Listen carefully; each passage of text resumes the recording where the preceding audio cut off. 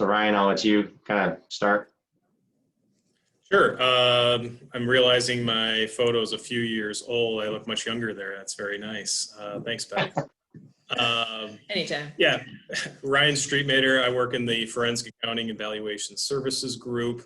I've got a little over 20 years of experience. My first 6 years were spent uh, as an external auditor, and then over the last 15 years, I've focused my energies on both fraud prevention and fraud detection, as well as complex financial analyses relating to insurance losses and other arenas. And that's why I'm relevant today. And with that, I'll go.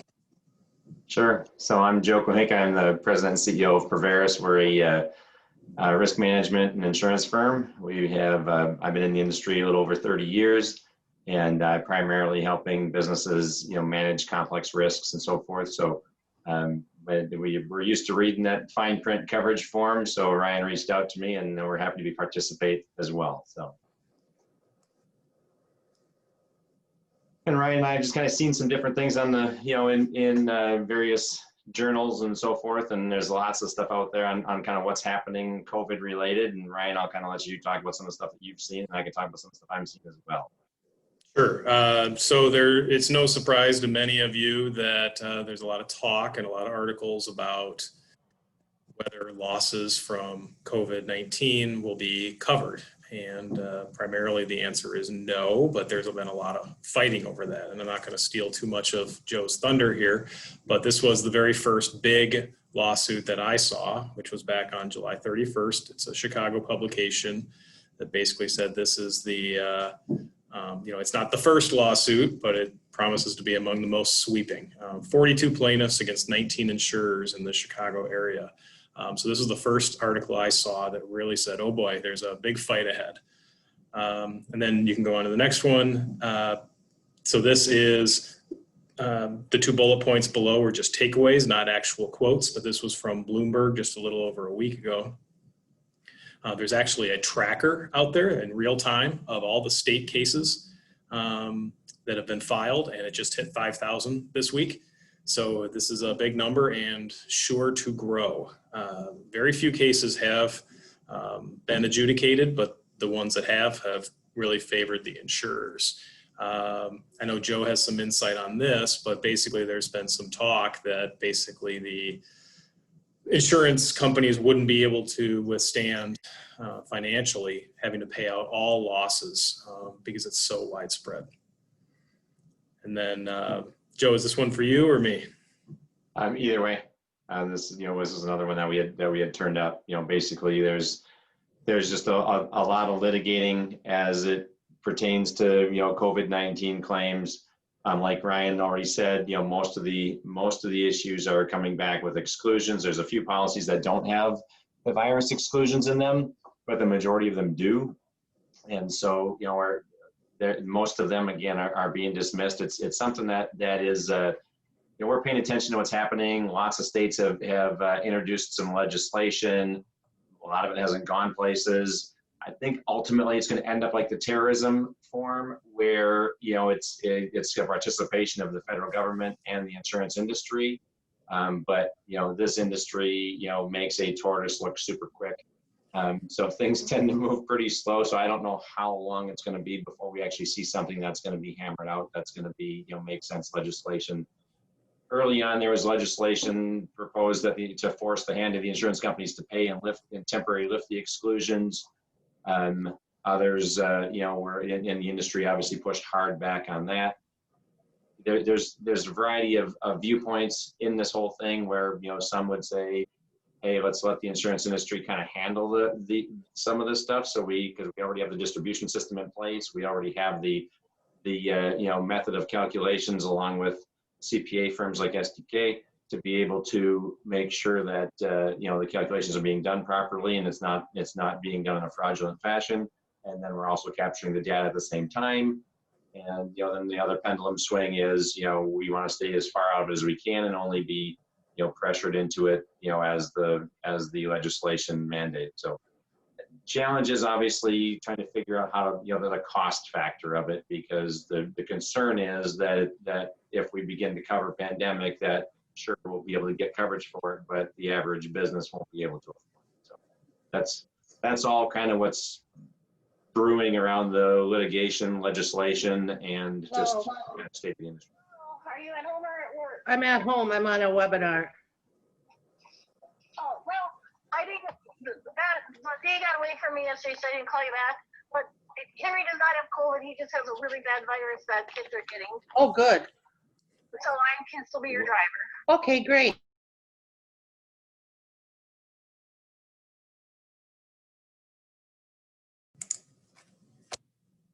What types of insurance should everybody, just high level, this will go really quick and then we'll dive into some other stuff deeper. But types of insurance that you want to potentially consider depending on the type of your business. I know those of you on the call kind of are all over the board as far as small, large, complex, non-complex.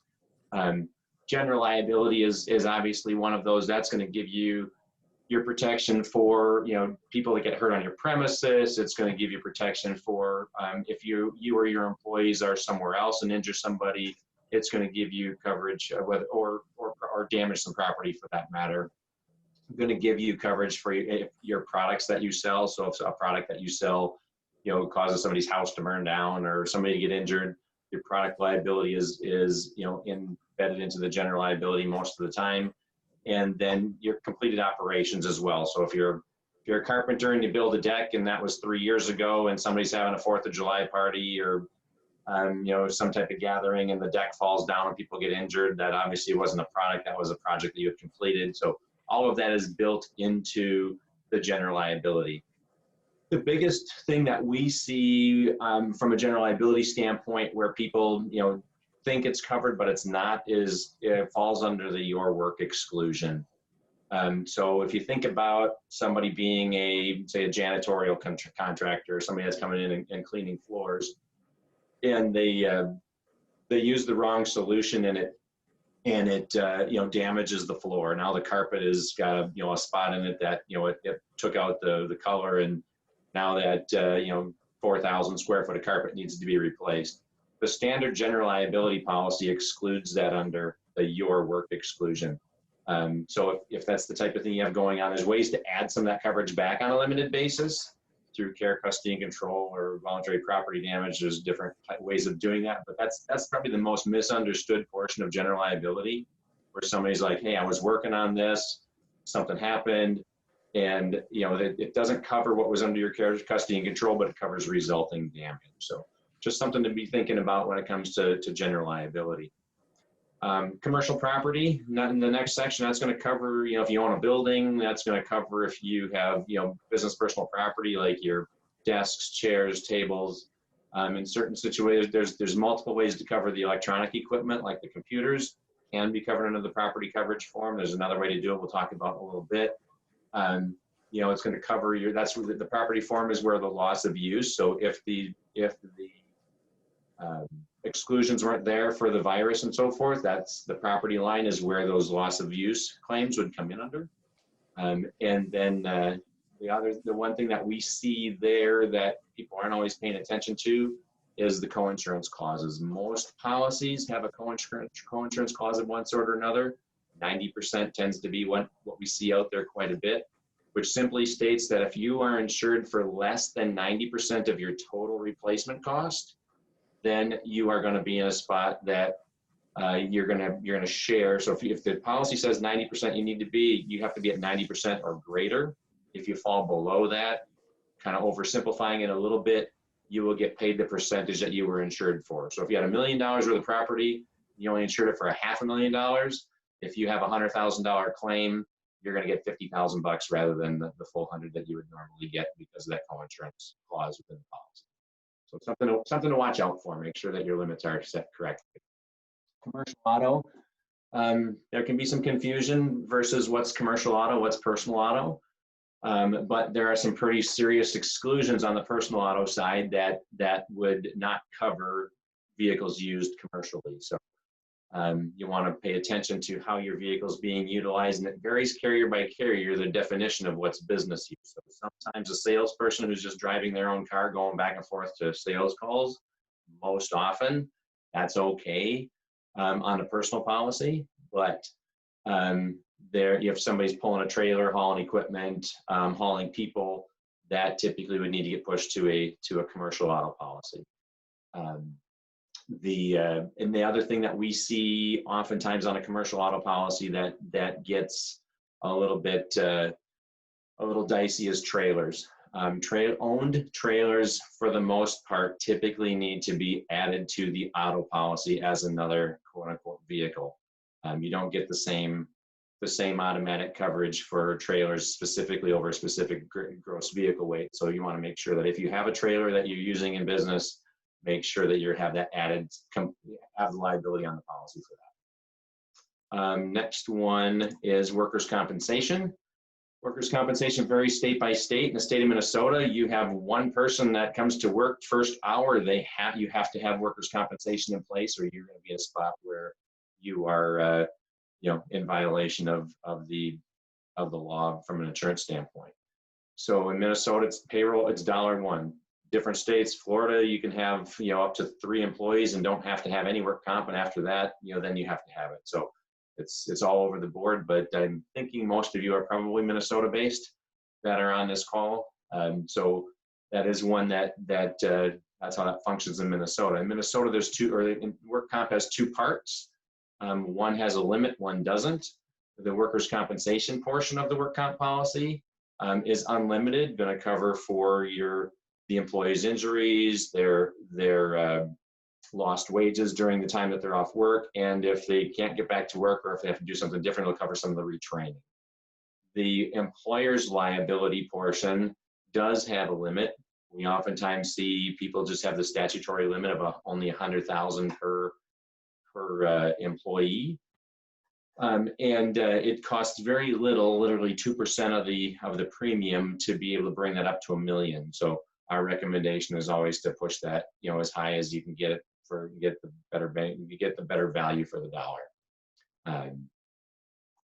The inland marine, that's kind of an old term. If you think about back in the insurance history, back when Europe was working on discovering America, marine insurance, so covering stuff that was the cargo that was coming across to the Americas when the colonies were first getting settled. Well, then they started moving things around on land, so thus the term inland marine. They didn't call it something different, but it hasn't changed. Hasn't changed yet. So very old English term. And that really, there's a lot of things that can fit into inland marine. So, you can have equipment coverage that'll fit into there. If you're a dry cleaner, your quote unquote Bailey coverage fits under the inland marine, silo of insurance. If you are a contractor and you're having materials dropped off at a job site, and you're building stuff, that the installation floater, the items that are being either at the job site, partially installed before the whole project is done, that's part of the inland marine. Computer equipment can be covered. I said, it can be covered under the property. It can also be covered under the inland marine. And this is kind of the area where we can manuscript some things. For example, we had a client that had a few $1 million worth of inventory of used computer equipment. Well, used computer equipment is worth about 10 cents on the dollar versus its replacement cost. So if they had, a couple $1 million, they didn't want to insure it at 20 million for replacement costs. They wanted to insure the $2 million that was really worth. So we were able to manuscript the coverage form for that quote unquote inventory on inland marine type policies. Lots of things you can do on an inland marine policy, and that's just kind of to name a few. The umbrella, that is typically, what is an umbrella? It really, for the most part nowadays, is what I would call an excess liability policy. And I use that term specifically and not the term umbrella, because umbrella would give the policies now most often now are begin to be follow form. So if there's an exclusion in the general liability, that same exclusion is going to apply in the umbrella or the excess policy. So it's what's called follow form. But they're not all set up that way. So the endorsements are very important. You have to pay attention to make sure, because you can have a coverage, let's just say product liability. You could have product liability coverage under your general liability, and potentially that could be excluded under the umbrella. So you want to make sure that you have the coverage that you think you do, and that there's not additional exclusions thrown in that you're not aware of. So reading the exclusions and endorsement section of the umbrella or excess policy are very, very important. Professional liability or errors and omissions, that's oftentimes synonymous terms. There again, if you think about general liability being things that can generally happen anywhere, versus professional liability, which is more profession driven. So, I'll never be sued for, a botched surgery because I don't do surgery on people. So that is a professional liability that a doctor would need. Medical malpractice, that falls under that professional errors and omissions section. Now, if I'm not layering the proper policies together, I could be in a lawsuit for somebody not having the right coverage. So the professional liability errors and omissions is specific to occupation. There more occupations than not actually have a professional liability exposure. It's something to think about and have a conversation with your risk manager about, to just say, hey, do we have a professional liability exposure that we may be kind of blind to? So just food for thought on that. Oops. So business income extra expense, we are going to dive into that one deeper here in a little bit. So that is where you get your coverage if your business, you have a fire and you need to, you're closed down for a period of time. Your extra expense would be if you could move your business elsewhere while your other building is being rebuilt. The loss of business income if you were down for a period of time in like a restaurant and you couldn't conduct business. You lost business income. We're going to dive into that deeper, and Ryan will show us how to do some of those calculations and so forth here in a little bit.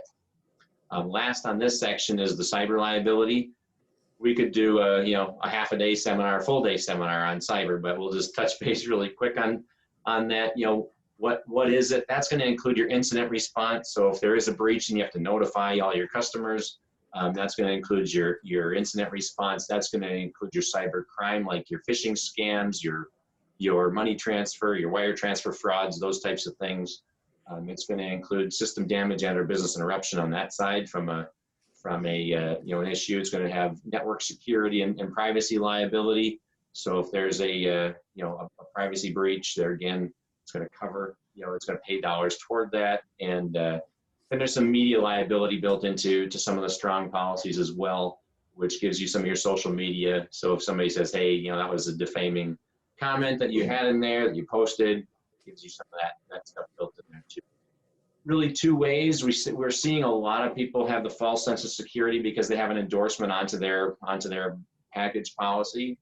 Those coverage forms are typically significantly leaner and lighter. That's why it's a few $100 versus the standalone cyber policies that are built strongly to handle more stuff. So and they're typically starting at that $1,500 on up. So if you have cyber that you're paying a few $100 for, chances are it's a narrower coverage form than if you have a true standalone cyber policy. So that's kind of cyber at a really quick flyby. So any questions, thoughts, comments before we dive into the business income extra expense? I actually have a couple of questions for you, Joe. Sure. One, you had mentioned that general liability can cover some personal injuries if someone were to be hurt. How does that compare to workers' compensation? So the workers' compensation would cover the employees. The general liability is for the public or somebody that you're doing business with that's not an employee. Okay. Good question, Ryan. And then on the inland marine, is that where coverage would relate to in these days of working remotely, certain employees will have company provided equipment in their home.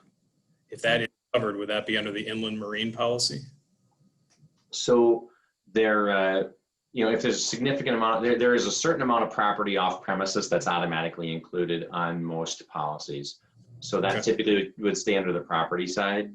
But if the company has their their electronic equipment, like their computers on the inland marine side, then the computer equipment would be on the inland marine side. Good question. Anything else? So employee dishonesty discussion. Ryan, I'll kind of let you tee that up, and then we can kind of go into some of the various options. Yeah, so one of the major types of engagements that come across our desks relates to employee theft at a company. And one of the very first questions we ask is, do you know if you have insurance for employee dishonesty? Do you have a crime policy in effect? And it could be labeled different things. Could be employee dishonesty, could be employee theft. And if we ask that question 5 times, one time somebody will say, I don't know, or yes, I do have it. One person will say, no, I don't have it. And the other 3 will say, I have absolutely no idea. So the takeaway for this section is take a look at your insurance policy and see if you have crime policy and what it covers. And I'll get into a few of those topics. I've got a couple of examples in the upcoming slides that kind of contrast the different language that you could see. And so, go ahead. Yeah. So where we typically will see that found would be, one option is it's just automatically endorsed onto your business owner's package policy, which is for those of you who are a business that there's I don't want to get into the weeds, but there's what's called BOP policies, which are kind of the Campbell soup approach to insurance, where it automatically includes your property, your liability, and a variety of endorsements. So endorsed to the BOP policy is one area where you typically will see it. It could be endorsed to the property policy if it's more of a true package line where everything is kind of a la carte and you're layering it in. And it could be a standalone crime policy. So those are kind of the 3 options that we'll typically see, although you can also have an employee dishonesty bond standalone. So those are really your four options. And here's some of the things that when Ryan's been digging through his cases, where he's been helping people, some of the stuff that he's been seeing out there. So Ryan, I'll let you talk to what you're seeing here. Sure. So the next 2 slides will be examples of what we've seen. And again, these contrast the different wording as well as the different limits. So if you look at insuring agreement number 1, employee theft, this is what we're talking about here. And it's usually at the high end of the different insuring agreements, usually near the top. So the way to interpret this is that theft up to $500,000 will be covered. And then there's a deductible amount of $5,000. So you'd be responsible for the first $5,000, and then anything between $5,000 and $500,000 would be covered under the policy. Now, what's interesting is that if you go down to insuring agreement number 9, where it says investigative expenses, luckily enough for the organization involved here, this box was checked, and they have $100,000 of investigative expense coverage, meaning that you can hire an outside accounting firm or others for up to $100,000 to investigate any loss in excess of the deductible amount of $5,000. So usually there's wording about that the expenses need to be reasonable, and the investigative expenses will be defined better later in the agreement, or at least it should be. So likely they're not going to pay $100,000 for a $10,000 loss. But the point is that oftentimes businesses don't want to investigate any smaller thefts because it's just going to be throwing good money after bad. But quite often, these expenses will be covered under the policy as well. So if you can kind of picture these limits here of $500,000, $5,000 deductible, and $100,000 investigative expenses, and then compare it to the next slide. Here we have $1 million of coverage under employee theft and a $10,000 deductible. And then you go down to the claim expense, which is letter I at the bottom. Only $5,000 of investigative expenses is covered. So there's stark contrast between the way that these policies are written. And so again, if nothing else, if today you can go and look and see what your crime policy covers, assuming that you have it, and you may want to negotiate with your insurance broker, insurance carrier, if you feel that the coverages aren't adequate. And then happy to discuss, either Joe or I would be happy to discuss with you what your options are and give you some insight as to whether you think you're appropriately covered. Many times your hands are tied. You're forced to have a certain high limit because of, government grants or something of that nature. So they may not have a whole lot of flexibility.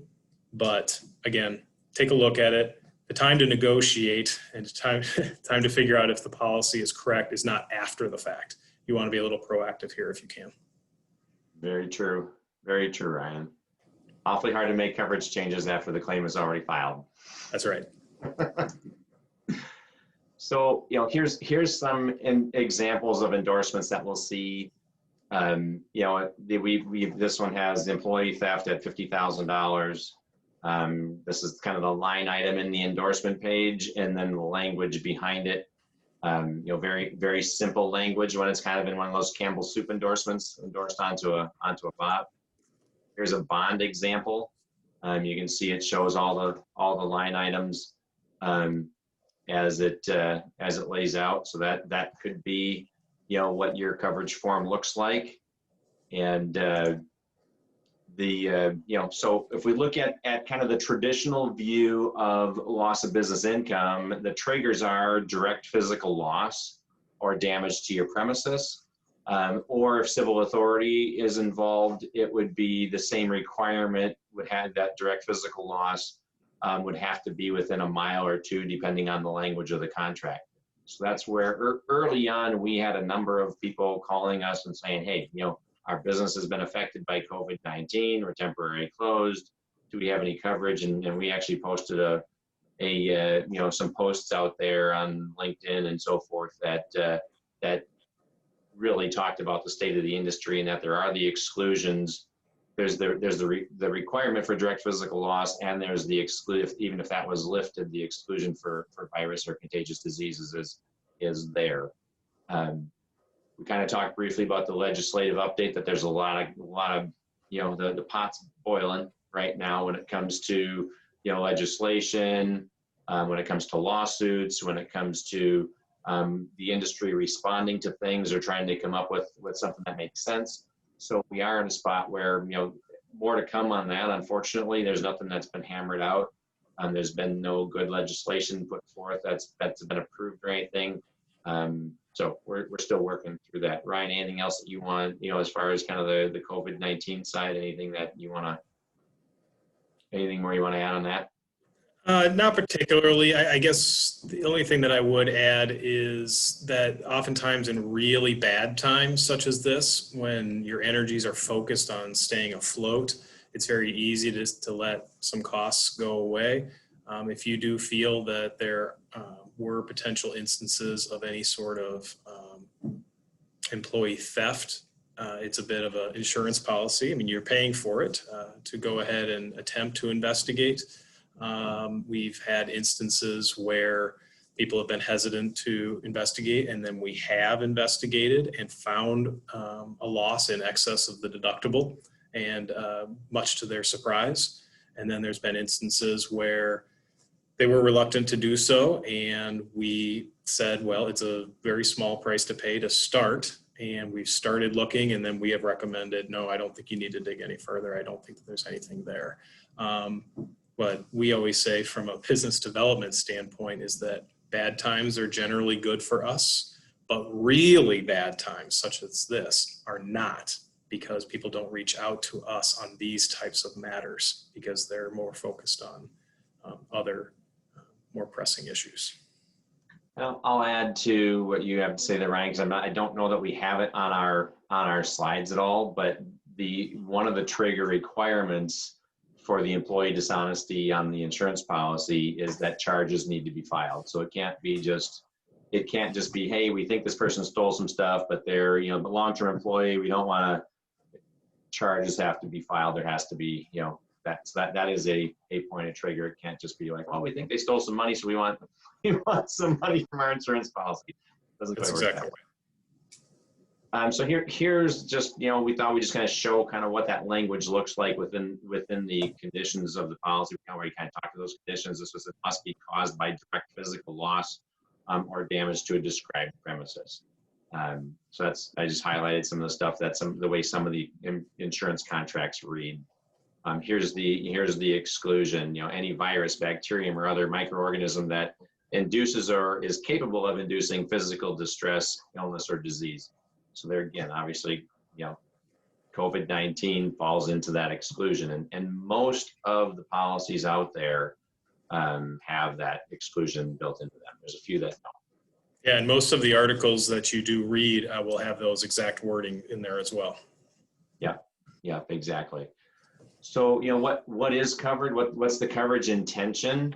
And Ryan, I know you're going to get into some calculations, but it really is, intended to be, lost profit, not lost gross revenue. So that's one of the biggest misunderstandings I think we run into in the industry is people think, okay, well, my business is bringing in $100,000 a month. We're doing $1.2 million a year.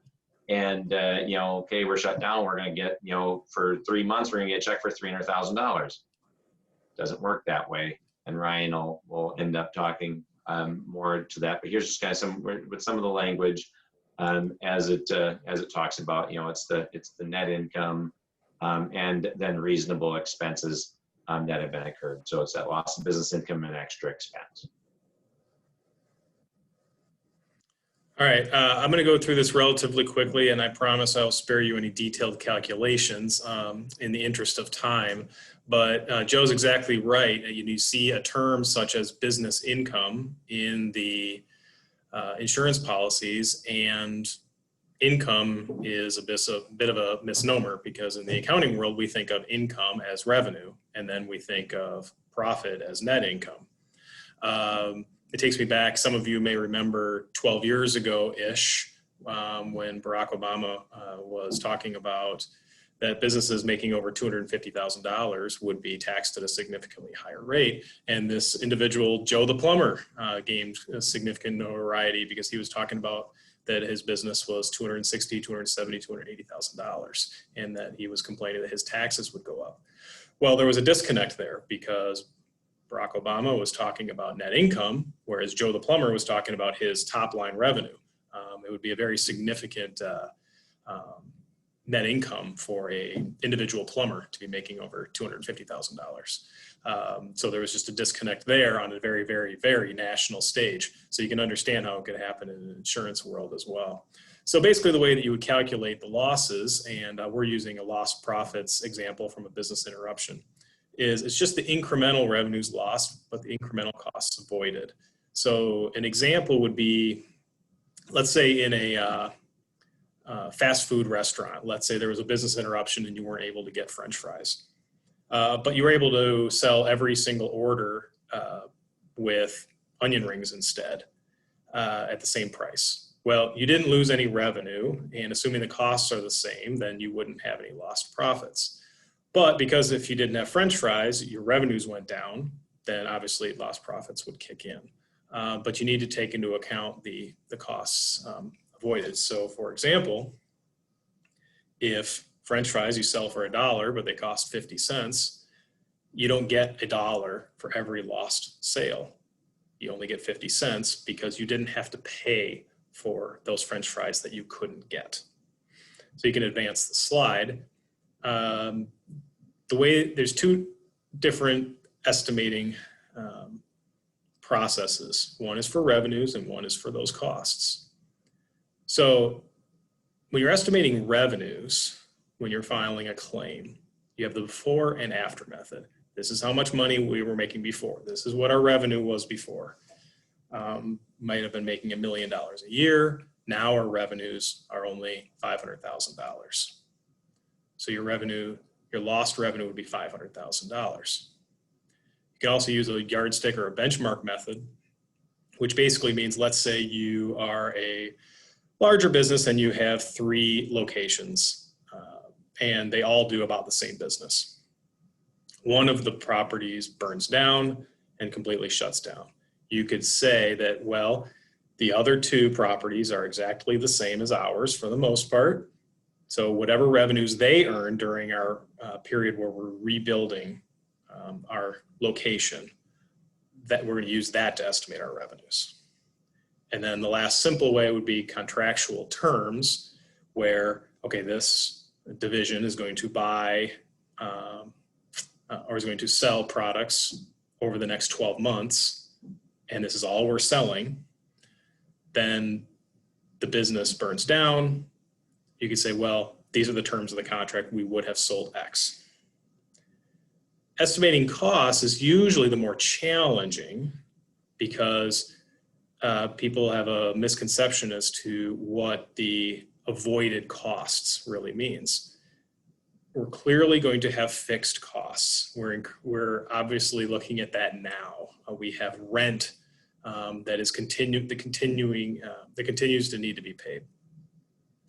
We have variable costs or incremental costs that if people don't go to work or if we don't have a building, then we don't have to pay these. It could be certain wages that are tied in directly or relationally with revenues.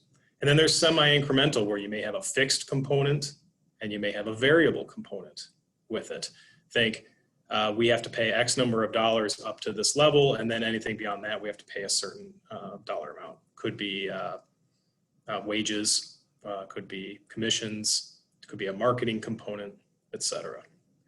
So there's lots of different ways to visualize this. The one that I have up here, there's a few assumptions. One is that it goes to trial and that the lost profits can be ultimately get back to where they were at a previous point in time before the date of harm. So you have to say, well, what are the but-for profits? But for this accident, but for this harming event, what would the profits have been? And then you're able to calculate that on a relatively easy way up until the trial date. But then the future is a little bit harder because we have to estimate more and we have to discount it back to present value.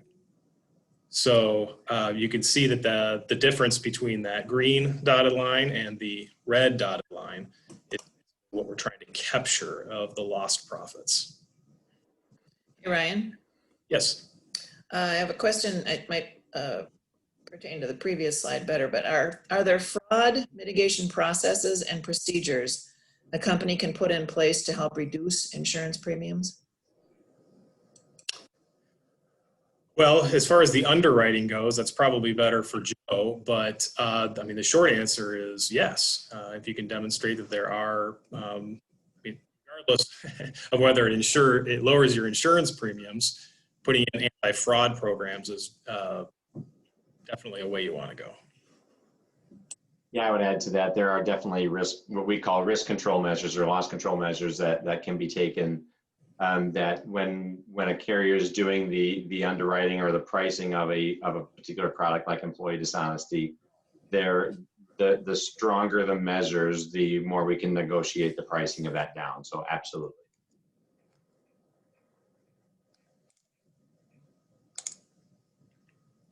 So this is a very simplified calculation. We run into lots of instances where a preliminary analysis has been prepared for our review and say, we'd like to provide this to the insurance company or the insurance carrier or the insurance broker. Could you help us? We look at it and say, whoa, you basically just have some revenue and maybe a couple of items. What we'd like to do is we'd really like to sit down with you and really get a better understanding of your business as to what is fixed, what's incremental, and then what is semi-incremental from a cost standpoint, and then come up with a better calculation. Oftentimes when we're talking about extra expense, we want to make sure that we're being reasonable there as well. We have lots of instances where someone will go out, just to use an example, a Volkswagen burns down and then they go out and buy a Lamborghini and say, well, I had to do this. It doesn't work that way. So we find ourselves in a position working with the insurance company and the client to make sure that the expenses they're incurring are reasonable. But now they had to get to their appointments faster because they're making up for lost time. So doesn't that justify the Lamborghini, Ryan? No. So You're right. very simplified example, but if anyone has any questions, I'm certainly able to answer as well. Yeah. How we doing, Beth? You guys are rock stars. I don't have any other questions. Does anyone else have questions they'd like to share, or are there folks on the call that would like to share comments? Just unmute yourself and you can join in.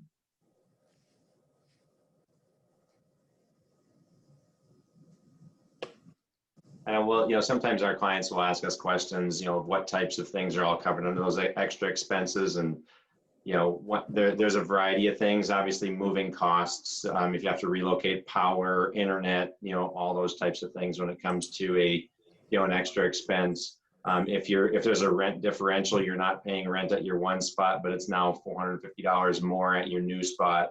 All those differentials, mileage differences. If your office used to be 3 miles and now you're having to drive 13 miles. Those mileage differentials. There's a variety of those different things that get thrown into your extra expense side.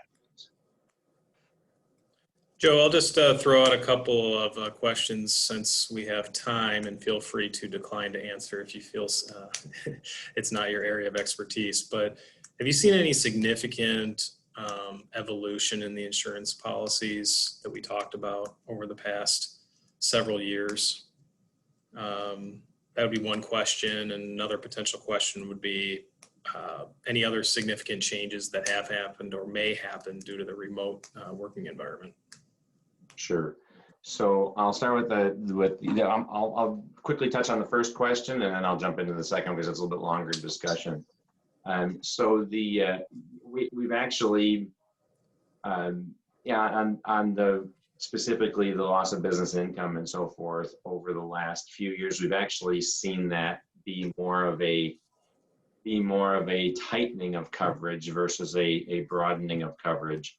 And that's, SARS is what really kind of pushed out the virus exclusions. Had it not been for that particular epidemic a few years ago, the insurance industry would likely be paying out claims that weren't there previously because the virus exclusions, weren't there prior. So there's been more of a, de-evolution, if you will, where it's been, a narrowing of coverage rather than a broadening.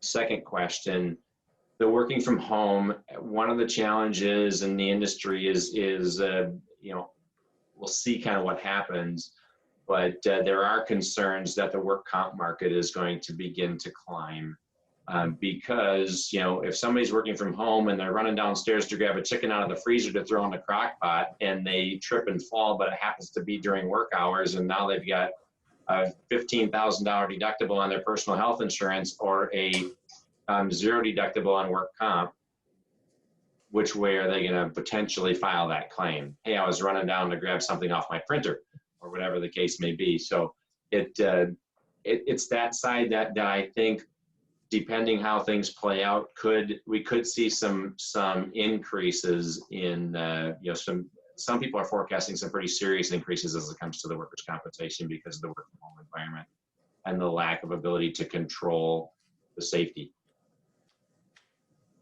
Here, it's interesting. Yeah. And now we all are hungry for chicken for lunch. So there's that. So. All right, well, we're getting some nice thank you notes on here on our chat. So Joe and Ryan, thank you so much for helping us out today. And I don't have another webinar scheduled, but we have a topic that we're looking at. So stay tuned, everyone, and have a good day. It looks like it's a beautiful day outside, so try and get out for lunch. That's right. Thanks, everybody. All right. Thank you, Joe. Thanks, everyone. Yeah, thank you, Ryan. Thank you, Beth. Yes.